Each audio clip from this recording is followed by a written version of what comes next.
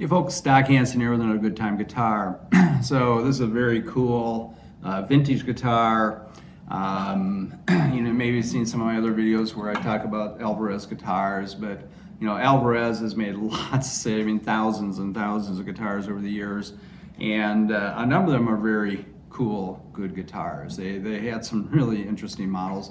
This is one of them. So excuse me. This is a 5045. Now, they used 5045 for a couple different models. This one, as far as I can tell, was only made for a few years in the early 70s. This was made in 1971. And what do we have here? Well, this is a, probably a 00 or even maybe parlor size guitar. It's a 12 fret, slotted headstock, Brazilian rosewood on the fretboard, Brazilian rosewood on the bridge, spruce top. Now the specs on this say this is a solid spruce top, and I'm going to believe that just because that's what the specs say. Pretty sure this is laminated mahogany on the back and sides. So structurally, guitar is very solid. It's got kind of this interesting gloss finish on the top that you'll see on some of these Japanese guitars from the 70s. I don't know if this is poly. I don't think it's nitro. I'm not sure what it is. But structurally, this is very good. Now, some of the things I've done with this guitar. So when I got it, there's pretty significant belly bulge here, and it was caving in then up by the soundboard. So I put a bridge doctor in here. If you're not familiar with bridge doctors, take a look at them. They're a great device, especially if you've got a guitar like this that's having some issues with belly bulge. So I installed that bridge doctor, and it's great. It's perfect. There's no bulge left. There's no concave here.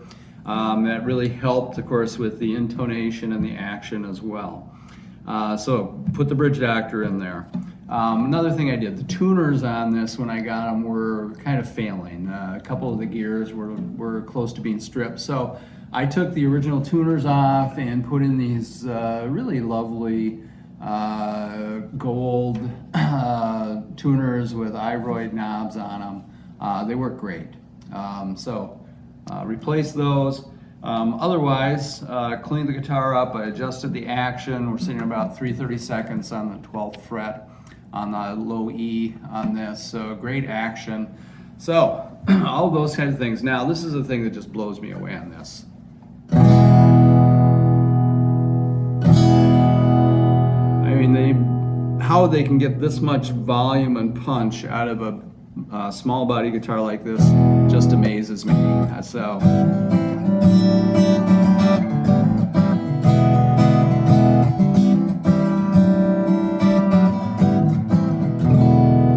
it's actually, being a small body, it's a great for strumming, but of course it's a great 12 fret, it's a great finger picker.